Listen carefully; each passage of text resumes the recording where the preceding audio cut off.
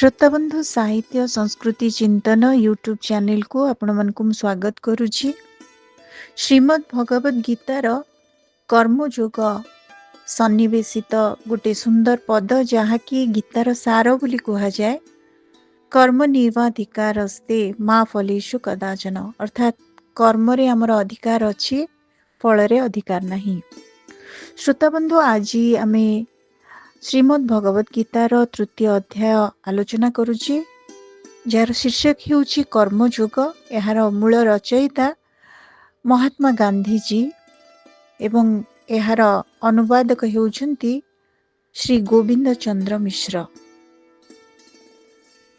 कर्मयोग एही अध्याय को गीतार स्वरूप जानिबार कुंची अर्थात चाबिकाठी बोली कहिले चले। एथिरे कर्म काहीकि ओ किपरि करिब, यथार्थ कर्म काहाकु कहंती, ए सबु कथा स्पष्ट करि दिया जाइछि। फलरे ज्ञान ही परमार्थक कर्म अटे एहा मध्य कुहा जाइछि। अर्जुन कहिले, हे जनार्दन, आपणଙ୍କ मतरे यद्यपि कर्म अपेक्षा बुद्धि श्रेष्ठ बोली विवेचित हुए, ताहाले हे केशव, घोर कर्मरे आपण मते प्रवर्ताइबार कारण कौन? बुद्धि कहिले एठी समबुद्धि। आपण जानतु आपणଙ୍କ संदिग्ध कथा मोर बुद्धि को शंकाग्रस्त करिछि। अतएव आपण गोटिए कथा निश्चय करी कहंतु जहाँ मोर हितकारक हेब। अर्जुन गोलमाल रे पड़ी किछि बुझी पारु नाहंती, कारण एक दिगरे भगवान ताहांकु शिथिल हेबार देखि कर्म करिबाकु उत्तेजना दिला बेलकु अन्य दिगरे पुणी द्वितीय अध्यायर 49-50 श्लोकरु कर्म त्यागर आभास मिलुछि। तेणु भगवान कहउचंती जे टिकिए गभीर चिंता करी देखिले एपरि आभासर कोनोसी सूचना मिलिब नाही। श्री भगवान कहिले, हे पाप रहित, एही संसार रे दुईटी अवस्था थिबा कथा मु पूर्वरु कहिछि। तन्मध्यरु गोटिए सांख्य मानकर ज्ञान युग, अन्यटी योगी मानकर कर्म युग। कर्म आरंभ न कले नैष्कर्म्य कर्म कौन ताहा अनुभव करिबा मनुष्य पक्षर असंभव, एवं कर्म को बाह्यतः त्याग कले मध्य ता द्वारा केही मुख्य लाभ करि न पारे। मन, वचन और शरीर द्वारा कौनसी कर्म न करिबार अर्थ नैष्कर्म्य, किंतु कर्म न करी एपरि नैष्कर्म्यर अनुभव लाभ करी हुए नहीं। अतएव नैष्कर्म्यर अनुभव किपरि प्राप्त हुए ताहा वर्तमान देखिबार कथा। वास्तव रे कर्म न करी केही क्षण मात्र रही न पारंती। प्रकृति जात गुण ताहार परवश होइतिबा प्रत्येक लोकंकु कर्म कराउछि। जो व्यक्ति कर्मेंद्रिय मानंकु दमन करी मने मने प्रत्येक इंद्रियर भोग्य विषय सबु चिंता करे, ताहाकु मिथ्याचारी कुहा जाए। जेपरि केही मुहरे किछि न कही मने मने जदि अन्यकु गाली दिए, तेबे से निष्कर्मा नुहे, से मिथ्याचारी अटे। एथिरु एपरि अर्थ बुझिबा उचित नुहे जे पर्यंत मन वशीभूत होई नाही, से पर्यंत शारीरिक क्रिया को रोकी रखिबा निरर्थक। शरीर को न रोकिले मन को केबे हे आयत्ताधीन करि हेबो नाही। एही शरीर को संयम करिबा संगे संगे मन को संयम बा आत्मवश करिबा चेष्टा करिबा अत्यंत आवश्यक। भय हेतु नतुबा बाहरर अन्य कौनसी कारण हेतु जो माने शरीर को रोकी रखंती मात्र मन को रोकी पारंती नाही। केवल ताहा नुहे, मन भितरे मध्य विषय भोग करिबा को चिंता करुथांती एवं सुविधा पाइले शरीर द्वारा ताहा उपभोग करिनियंती। सेहीपरि मिथ्याचारी अर्थात भंड मानंकु एठारे निंदा करा जाइछि। एहार परश्लोकरे ठीक एहार ओलोटा भाव दिखाई दिया जाइछि। हे अर्जुन, जो व्यक्ति इंद्रिय मानंकु मन मध्यरे संयम करी अनासक्त भावरे कर्मेंद्रिय मानंक द्वारा कर्मयोग आरंभ करंती, सेही व्यक्ति श्रेष्ठ पुरुष अटंती। एथिरे बाहर भीतरर मिलन दिखाई दिया जाइछि। मन को संयम करी रखिले मध्य मनुष्य शरीर अर्थात कर्मेंद्रिय मानंक द्वारा किछि ना किछि कर्म निश्चय ही करिबाकु हेबो। किंतु जहाँकर मन संयत होइछि ताहांकर कर्ण कदापि दूषित कथा शुणिबाकु भल पाइब नाही। ताहा ईश्वर भजन सत्पुरुष मानंकर गुणगान शुणिबाकु भल पाइब। जहार मन आत्मवश होई अछि, आमे माने जाहाकु विषय विलास कहूँ तहिरे तांकर स्पृहा न थाए। एभली मनुष्य जहा आत्मार मंगलकारक ताहा करंती। एही प्रकार कर्म करिबाकु कर्म मार्ग कुहा जाए। जहा द्वारा आत्मा को शरीर बंधनरु मुक्त करा जाई पारे, ताहा ही कर्मयोग ଏଥିରେ ବିଷୟ ଶକ୍ତିର ସ୍ଥାନ ରହି ନପାରେ। ଅତଏବ ତୁମେ ନିୟତ କର୍ମ କର। କର୍ମ ନ କରିବା ଅପେକ୍ଷା କର୍ମ କରିବା ବହୁ ଗୁଣରେ ଶ୍ରେଷ୍ଠ। କାରଣ କର୍ମ ନ କଲେ ତୁମର ଶରୀର ବ୍ୟାପାର ମଧ୍ୟ ନିର୍ବାହିତ ହୋଇପାରିବ ନାହିଁ। ନିୟତ ଶବ୍ଦ ମୂଳ ଶ୍ଲୋକରେ ଅଛି। ଏହାର ସମ୍ବନ୍ଧ ପୂର୍ବ ଶ୍ଲୋକ ସହିତ ରହିଛି। ସେହି ଶ୍ଲୋକରେ ମନ ଦ୍ୱାରା ଇନ୍ଦ୍ରିୟମାନଙ୍କୁ ନିୟମିତ କରି ଏକ ସଙ୍ଗରହିତ ହବା ଅର୍ଥାତ୍ ଫଳାକାଂକ୍ଷୀ ନ ହୋଇ ଅନାସକ୍ତ ଭାବରେ କର୍ମ କରିବାକୁ ପ୍ରଶଂସା କରାଯାଇଛି। ତାହା ହେଲେ ଏହି ଶ୍ଲୋକରେ ନିୟତ କର୍ମକୁ ଅର୍ଥାତ୍ ଇନ୍ଦ୍ରିୟମାନଙ୍କୁ ନିୟମାବଦ୍ଧ ରଖି କର୍ତ୍ତବ୍ୟ କର୍ମକୁ ସମର୍ଥନ କରାଯାଇଛି। ଯଜ୍ଞ ନିମିତ୍ତ ଯେଉଁ କର୍ମ କରାଯାଏ ତାହା ଭିନ୍ନ। ଅନ୍ୟ କର୍ମ କଲେ ଇହଲୋକରେ ମନୁଷ୍ୟ କର୍ମ ବନ୍ଧନରେ ପଡ଼େ। ଅତଏବ ହେ କୌନ୍ତେୟ, ତୁମ୍ଭେ ଫଳ ଆଶା ଛାଡ଼ି କର୍ମ କର। ଯଜ୍ଞ କହିଲେ ପରୋପକାରାର୍ଥେ ଅଥବା ଈଶ୍ୱରାର୍ଥେ କୃତକର୍ମ। ପ୍ରଜାପତି ବ୍ରହ୍ମା ଯଜ୍ଞ ସହିତ ପ୍ରଜାମାନଙ୍କୁ ସୃଷ୍ଟି କରି କହିଛନ୍ତି, ଏହି ଯଜ୍ଞ ଦ୍ୱାରା ତୁମେମାନେ ବୃଦ୍ଧି ପାଇବ, ଏହା ତୁମକୁ ଅଭୀଷ୍ଟ ଫଳ ଦେବ। ତୁମେମାନେ ଏହି ଯଜ୍ଞ ଦ୍ୱାରା ଦେବତାମାନଙ୍କୁ ପୋଷଣ କରିବ, ଦେବତାମାନେ ତୁମମାନଙ୍କୁ ପୋଷଣ କରନ୍ତୁ। ଏହିପରି ପରସ୍ପର ପରସ୍ପରକୁ ପୋଷଣ କରି ତୁମେମାନେ ପରମ କଲ୍ୟାଣ ପ୍ରାପ୍ତ ହୁଅ। ଯଜ୍ଞ ଦ୍ୱାରା ସନ୍ତୁଷ୍ଟ ହୋଇ ଦେବତାମାନେ ତୁମମାନଙ୍କୁ ତୁମମାନଙ୍କର ଅଭୀଷ୍ଟ ଫଳ ଦେବେ। କିନ୍ତୁ ସେମାନଙ୍କ ଦ୍ୱାରା ପ୍ରଦତ୍ତ ବସ୍ତୁ ପୁଣି ସେମାନଙ୍କୁ ନ ଦେଇ ଯେ ନିଜେ ଭୋଗ କରେ ସେ ନିଶ୍ଚୟ ଚୋର। ଏଠାରେ ଦେବତା କହିଲେ ଈଶ୍ୱର ସୃଷ୍ଟ ପ୍ରାଣୀ ଜଗତ।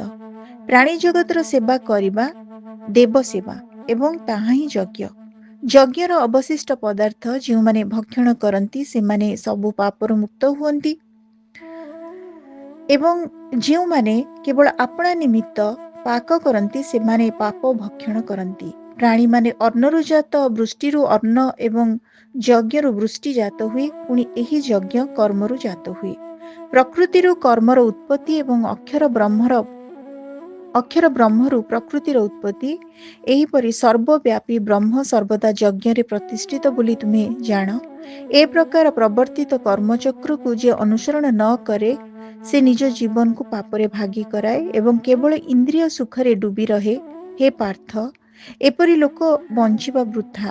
ଯାହାର କେବଳ ଆତ୍ମାରେ ପ୍ରୀତି, ଆତ୍ମାରେ ତୃପ୍ତି ଏବଂ ଆତ୍ମାରେ ସନ୍ତୋଷ, ସେପରି ବ୍ୟକ୍ତିର ଆଉ କିଛି କରିବାକୁ ବାକି ନଥାଏ। କିଛି କରିବା ଓ ନ କରିବାରେ ତାଙ୍କର କିଛି ସ୍ୱାର୍ଥ ନାହିଁ।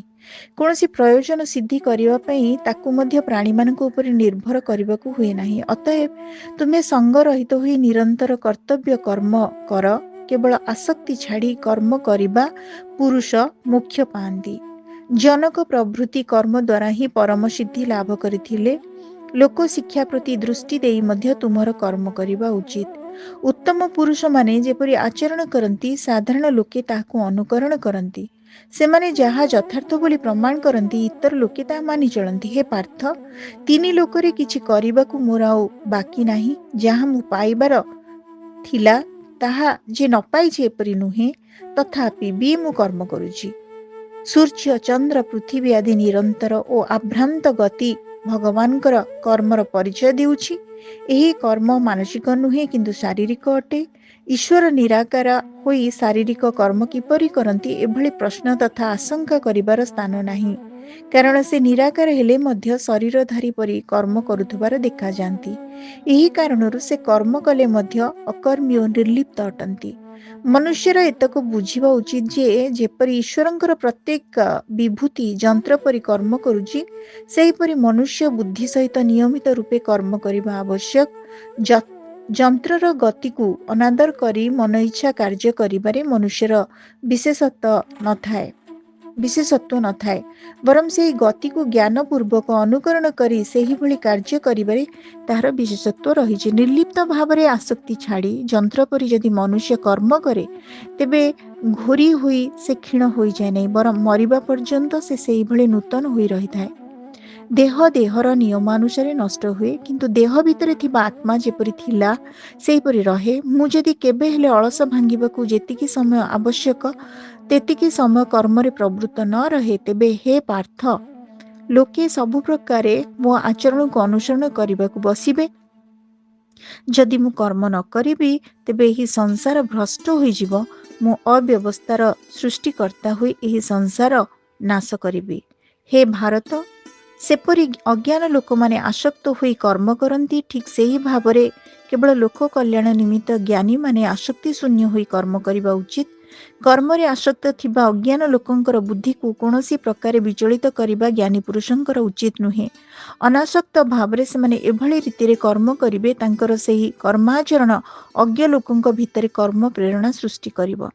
ପ୍ରକୃତିର ଗୁଣ ଦ୍ୱାରା ସମସ୍ତ କର୍ମ ଅନୁଷ୍ଠିତ ହେଉଅଛି, ମାତ୍ର ଅହଙ୍କାର ଦ୍ୱାରା ମୋହିତ ଅଜ୍ଞାନ ଲୋକ କହେ ମୁଁ ଏହା କଲି, ନିଜକୁ କର୍ତ୍ତା ସେ ମନେ କରେ। ହେ ମହାବାହୁ, ଗୁଣ ଓ କର୍ମ ବିଭାଗର ରହସ୍ୟକୁ ଜାଣିଥିବା ବ୍ୟକ୍ତି ଗୁଣ ଗୁଣରେ ପ୍ରବୃତ୍ତ ଅର୍ଥାତ୍ ପ୍ରକୃତିର ଗୁଣ ରାଶି ଇନ୍ଦ୍ରିୟମାନଙ୍କ ଦ୍ୱାରା ରୂପ ରସାଦି କାର୍ଯ୍ୟ ସାଧନ କରେ। ଏହା ଜାଣି ତହିଁରେ ଆସକ୍ତ ହୁଏ ନାହିଁ। ଯେପରି ଶ୍ୱାସ ପ୍ରଶ୍ୱାସ ଆଦି କ୍ରିୟା ଆପେ ଆପେ ହୁଏ, ତହିଁରେ ମନୁଷ୍ୟ ଆସକ୍ତ ନଥାଏ, ମାତ୍ର ସେହି ଅଙ୍ଗରେ କିଛି ପୀଡ଼ା ହେଲେ ମନୁଷ୍ୟ ତାର ଚିନ୍ତା କରେ, ଅର୍ଥାତ୍ ସେ ଅଙ୍ଗ ଅଛି ବୋଲି ତାର ଜ୍ଞାନ ହୁଏ। ସେହିପରି ଯଦି ସ୍ୱାଭାବିକ କର୍ମ ତା ମନକୁ ଆପେ ଆପେ ହୁଏ, ତେବେ ତହିଁରେ ଲୋକ ଆସକ୍ତ ହୁଏ ନାହିଁ। ଯାହାର ସ୍ୱଭାବ ଉଦାର, ସେ ତାହାର ଉଦାର ସ୍ୱଭାବକୁ ଜାଣିନଥାଏ, ତଥାପି ଦାନ ନ କରି ସେ ରହିପାରେ ନାହିଁ। ଏଭଳି ଅନାସକ୍ତି ଅଭ୍ୟାସ ଈଶ୍ୱର ଅନୁଗ୍ରହରୁ ଆସିଥାଏ। ପ୍ରକୃତିର ଗୁଣରାଶିରେ ମୋହିତ ହୋଇଥିବା ଲୋକେ ଗୁଣମାନଙ୍କ କାର୍ଯ୍ୟରେ ଆସକ୍ତ ହୁଅନ୍ତି। ଏହି ଅଜ୍ଞାନ ମନ୍ଦବୁଦ୍ଧି ଲୋକମାନଙ୍କୁ ବିଚଳିତ କରିବା ଜ୍ଞାନୀଜନର ଉଚିତ ନୁହେଁ। ଆଧ୍ୟାତ୍ମ ବୃତ୍ତି ରଖି ସବୁ କର୍ମ ମୋଠାରେ ସମର୍ପଣ କରି ଆସକ୍ତି ଓ ମମତା ଛାଡ଼ି ତୁମେ ଯୁଦ୍ଧ କର। ଯେ ବ୍ୟକ୍ତି ଶରୀରସ୍ଥ ଆତ୍ମାକୁ ଜାଣିଛି ଏବଂ ତାହାକୁ ପରମାତ୍ମାଙ୍କର ଅଂଶ ବୋଲି ବୁଝିଛି, ସେ ପରମାତ୍ମାଙ୍କ ଠାରେ ସମସ୍ତ ଅର୍ପଣ କରେ। ଯେପରି ସେବକ ତାହାର ପ୍ରଭୁର ଆଶ୍ରୟରେ ଚଳି ସବୁ କାର୍ଯ୍ୟ କରେ, ସେ ତାହାର ପ୍ରଭୁ ପାଇଁ କରେ। ଯେ ଶ୍ରଦ୍ଧାବାନ ପୁରୁଷ ଦ୍ୱେଷ ରହିତ ହୋଇ ମୋର ଏହି ମତ ଅନୁସାରେ ଚଳନ୍ତି, ସେ କର୍ମ ବନ୍ଧନରୁ ମୁକ୍ତି ପାଇଯାଆନ୍ତି। ଯେଉଁମାନେ ମୋର ଏହି ଅଭିପ୍ରାୟର କେବଳ ଦୋଷ ଦେଖନ୍ତି ଓ ତାହାକୁ ଅନୁସରଣ କରନ୍ତି ନାହିଁ, ସେମାନେ ଜ୍ଞାନହୀନ ଏବଂ ମୂର୍ଖ। ସେମାନେ ନଷ୍ଟ ହୋଇଛନ୍ତି ବୋଲି ଜାଣିବ। ଜ୍ଞାନୀ ପୁରୁଷ ମଧ୍ୟ ନିଜର ସ୍ୱଭାବ ଅନୁସାରେ ଚଳନ୍ତି। ପ୍ରାଣୀ ମାତ୍ରକେ ସମସ୍ତେ ନିଜ ନିଜର ସ୍ୱଭାବ ଅନୁସାରେ ଆଚରଣ କରନ୍ତି। ଏପରି ଅବସ୍ଥାରେ ବଳାତ୍କାର ଦ୍ୱାରା କ'ଣ ହେବ? ଏହି ଶ୍ଲୋକ ଦ୍ୱିତୀୟ ଅଧ୍ୟାୟରୁ 62-68 ଶ୍ଲୋକମାନଙ୍କର ଅର୍ଥର ବିରୋଧ ନୁହେଁ। ଇନ୍ଦ୍ରିୟ ନିଗ୍ରହ କରୁ କରୁ ହୁଏତ ମନୁଷ୍ୟର ଆୟୁ ବଢ଼ି ଯାଇପାରେ, କିନ୍ତୁ ତହିଁରେ ଯଦି ସଫଳତା ନ ମିଳେ, ତାହେଲେ ନିଗ୍ରହ ଅର୍ଥାତ୍ ବଳାତ୍କାର କରିବା ନିରର୍ଥକ। ଏଥିରେ ନିଗ୍ରହ ଅଭ୍ୟାସ କରିବାକୁ ନିନ୍ଦା କରାଯାଇ ନାହିଁ, ମାତ୍ର ସ୍ୱଭାବ କିପରି ରାଜତ୍ୱ କରେ ତାହା ହିଁ କୁହାଯାଇଛି। ଏଇଟା ମୋର ସ୍ୱଭାବ, ଏପରି କହି ମନ୍ଦ ଅଭ୍ୟାସ ଧରି ଯଦି କେହି ବସି ରହେ, ତାହେଲେ ସେ ଏହି ଶ୍ଲୋକର ଅର୍ଥ ବୁଝିବ ନାହିଁ ବୋଲି କହିବାକୁ ହେବ। ସ୍ୱଭାବ କ'ଣ ତାହା ଆମ୍ଭମାନଙ୍କୁ ଜଣାଯାଏ ନାହିଁ। ଅଭ୍ୟାସ ସବୁ ସ୍ୱଭାବ ନୁହେଁ। ଆତ୍ମାର ସ୍ୱଭାବ ଊର୍ଦ୍ଧ୍ୱକୁ ଗତି କରିବା, ସୁତରାଂ ଆତ୍ମାର ଗତି ତଳକୁ ହେଲେ ତାହାର ବିରୋଧ କରିବା ମନୁଷ୍ୟର କର୍ତ୍ତବ୍ୟ। ଏହି ହେତୁ ଏହି ଶ୍ଲୋକଗୁଡ଼ିକୁ ସ୍ପଷ୍ଟ କରାଯାଇଛି। ଇନ୍ଦ୍ରିୟମାନଙ୍କର ନିଜ ନିଜ ବିଷୟମାନଙ୍କରେ ପ୍ରୀତି ଓ ଦ୍ୱେଷ ଭାବ ଥାଏ। ମନୁଷ୍ୟ ସେମାନଙ୍କର ବଶ ହେବା ଉଚିତ ନୁହଁ, କାରଣ ସେ ସବୁ ମନୁଷ୍ୟର ପଥର କଣ୍ଟକ ତୁଲ୍ୟ। କାନର ବିଷୟ ଶୁଣିବା, ଯାହା ଭଲ ଶୁଣାଯାଏ ତାହା ଶୁଣିବାକୁ ଇଚ୍ଛା ଧାବିତ ହୁଏ, ଏହା ପ୍ରୀତି। ଏବଂ ଯାହା ଶୁଣିବାକୁ ଭଲ ନ ଲାଗେ ତାହା ଶୁଣିବାକୁ ଅନିଚ୍ଛା ଅର୍ଥାତ୍ ଦ୍ୱେଷ, ଏହା ସ୍ୱଭାବ ଅଟେ। ଏପରି କହି ରାଗ ଦ୍ୱେଷର ବଶୀଭୂତ ନ ହୋଇ ବରଂ ତହିଁର ବିରୋଧ କରିବା ଉଚିତ। ସୁଖ ଦୁଃଖରୁ ଅଲଗା ରହିବା ଆତ୍ମାର ସ୍ୱଭାବ। ଏହି ସ୍ୱଭାବରେ ମନୁଷ୍ୟକୁ ପହଞ୍ଚାଇବାକୁ ହେବ। ପରଧର୍ମ ସୁଲଭ ହେଲେ ତାହାଠାରୁ ନିଜ ଧର୍ମ ଯେତେ ଦୁଃଖପ୍ରଦ ହେଉ ପଛକେ ତାହା ଅଧିକ ଶ୍ରେୟସ୍କର। ସ୍ୱଧର୍ମରେ ବରଂ ମୃତ୍ୟୁ ଭଲ, କିନ୍ତୁ ପରଧର୍ମ ଭୟାନକ ଅଟେ। ଯୋଉଠି କହିଛନ୍ତି ଗୀତାକାର ଭଗବାନ କୃଷ୍ଣ, ସ୍ୱଧର୍ମେ ନିଧନମ୍ ଶ୍ରେୟ ପରୋ ଧର୍ମ ଭୟାବହ। ପଛେ ସ୍ୱଧର୍ମରେ ମୁଁ ମୃତ୍ୟୁ ଲଭେ, କିନ୍ତୁ ପରଧର୍ମକୁ ମୁଁ ଗ୍ରହଣ କରିବି ନାହିଁ, କାରଣ ପରଧର୍ମ ଭୟାବହ ଅଟେ। ସମାଜରେ ଜଣକ ଧର୍ମ ଝାଡ଼ୁ ଦେବାର ହେଉ, ଅନ୍ୟ ଜଣଙ୍କର ଧର୍ମ ହିସାବ ରଖିବା ହୋଇଥାଏ। ହିସାବ ରଖିବା ଲୋକକୁ ସମସ୍ତେ ଉତ୍ତମ କହିପାରନ୍ତି, କିନ୍ତୁ ସେଥିପାଇଁ ଝାଡ଼ୁ ଦେଉଥିବା ଲୋକ ଯଦି ତା ନିଜର ଧର୍ମ ଛାଡ଼ିଦିଏ, ତେବେ ସେ ଧର୍ମଭ୍ରଷ୍ଟ ହୁଏ ଏବଂ ତଦ୍ୱାରା ମଧ୍ୟ ସମାଜର ଅନିଷ୍ଟ ହୁଏ। ପ୍ରତ୍ୟେକଙ୍କର ସେବାର ମୂଲ୍ୟ ପ୍ରତ୍ୟେକଙ୍କର ନିଷ୍ଠାନୁସାରେ ଈଶ୍ୱର ନିରୂପଣ କରନ୍ତି। ସେଠାରେ ପ୍ରତ୍ୟେକ କାର୍ଯ୍ୟର ମୂଲ୍ୟ ସମାନ। ଦୁହେଁ ଈଶ୍ୱରାର୍ପଣ ବୁଦ୍ଧି ରଖି ନିଜ ନିଜର ସେବା କାର୍ଯ୍ୟ ପାଳନ କଲେ ଦୁହେଁ ସମାନ ଭାବରେ ମୋକ୍ଷର ଅଧିକାରୀ ହୋଇପାରିବେ। ଅର୍ଜୁନ କହିଲେ, ହେ ବାର୍ଷ୍ଣେୟ, ମନେକର ବଳପୂର୍ବକ ଟାଣି ନେଲା ପରି ମନୁଷ୍ୟର ଇଚ୍ଛା ନଥିଲେ ମଧ୍ୟ ସେ ଏପରି କାହାର ପ୍ରେରଣାରେ ପାପ କରେ? ଶ୍ରୀ ଭଗବାନ କହିଲେ, ରଜଗୁଣରୁ ଉତ୍ପନ୍ନ ଏହି କାମ କ୍ରୋଧ ଏପରି କରାନ୍ତି। ଏମାନଙ୍କର ଉଦର କେବେ ହେଲେ ପୂର୍ଣ୍ଣ ହୁଏ ନାହିଁ। ଏମାନେ ମହାପାପୀ। ଏମାନଙ୍କୁ ଇହଲୋକରେ ମହାଶତ୍ରୁ ବୋଲି ଜାଣ। ମନୁଷ୍ୟର ପ୍ରକୃତ ଶତ୍ରୁ ତାହାର ଅନ୍ତରରେ ଅଛି। ସେମାନଙ୍କୁ କାମ କୁହ ବା କ୍ରୋଧ କୁହ। ଯେପରି ଧୂଆଁ ନିଆଁ ଧୂଳି ଦ୍ୱାରା ଦର୍ପଣ ଏବଂ ଚର୍ମ ଦ୍ୱାରା ଗର୍ଭ ଆବୃତ ହୋଇଥାଏ, ସେହିପରି କାମାଦି ରୂପକ ଶତ୍ରୁ ଦ୍ୱାରା ଏହି ଜ୍ଞାନ ଢାଙ୍କି ହୋଇ ରହିଛି। ସଦା ଅତୃପ୍ତ ଏହି କାମରୂପୀ ଅଗ୍ନି ନିତ୍ୟ ଶତ୍ରୁ ଅଟେ। ତଦ୍ୱାରା ଜ୍ଞାନୀମାନଙ୍କର ଜ୍ଞାନ ଢଙ୍କା ହୋଇ ରହିଥାଏ। ଇନ୍ଦ୍ରିୟ, ମନ ଓ ବୁଦ୍ଧି ଏହି ଶତ୍ରୁର ନିବାସ ସ୍ଥଳ। ଏହି ଶତ୍ରୁମାନଙ୍କ ଦ୍ୱାରା ଜ୍ଞାନକୁ ଢାଙ୍କି ରଖି ଦେହାଧାରୀକୁ ମୂର୍ଚ୍ଛିତ କରାଯାଏ। ଇନ୍ଦ୍ରିୟମାନଙ୍କ ମଧ୍ୟରେ ଭାବ ସଞ୍ଚାରିତ ହୋଇ ମନ ମଳିନ ହୁଏ। ତେଣୁ ବିବେକ ଶକ୍ତିର ହ୍ରାସ ହୁଏ ଏବଂ ଜ୍ଞାନ ମଧ୍ୟ ଲୋପ ପାଏ। ହେ ଭାରତର୍ଷଭ, ଏଣୁ ତୁମେ ପ୍ରଥମେ ଇନ୍ଦ୍ରିୟମାନଙ୍କୁ ଦମନ କରି ଜ୍ଞାନ ଓ ଅନୁଭବକୁ ନାଶ କରୁଥିବା ଏହି ପାପୀକୁ ତ୍ୟାଗ କର।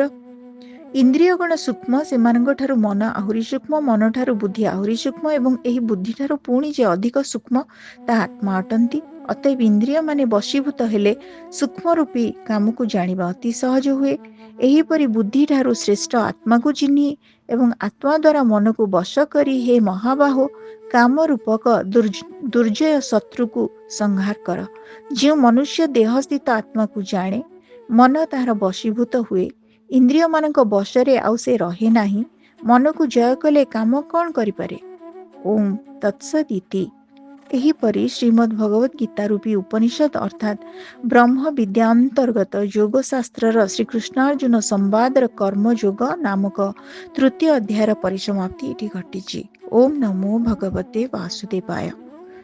ଶ୍ରୋତାବନ୍ଧୁ, ଆଜି ଆମେ ଶୁଣୁଥିଲେ ଶ୍ରୀମଦ୍ ଭଗବତ ଗୀତାର ତୃତୀୟ ଅଧ୍ୟାୟ କର୍ମଯୋଗ ସମ୍ପର୍କରେ। ଅଡ଼ିଓଟି ଆପଣମାନଙ୍କୁ କେମିତି ଲାଗିଲା? ଆପଣମାନଙ୍କର ମତାମତ ଅପେକ୍ଷାରେ ରହୁଛି। ଧନ୍ୟବାଦ।